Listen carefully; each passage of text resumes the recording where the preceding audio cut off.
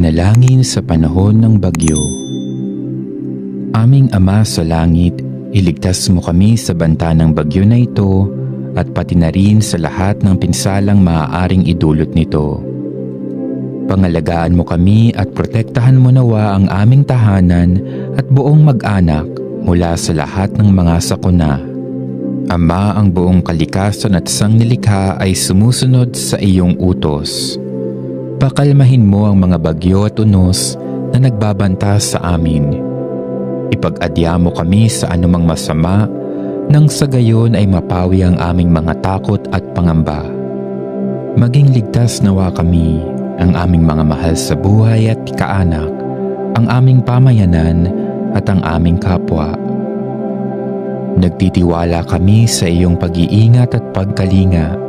Ipagkaloob mo nawa ang biyayang hinihiling namin sa pamamagitan ng aming Panginoong Hesukristo, ang iyong bugtong na anak na nabubuhay at nagahari kasama mo at ng Espiritu Santo, iisang Diyos, magpakailanman. Amen.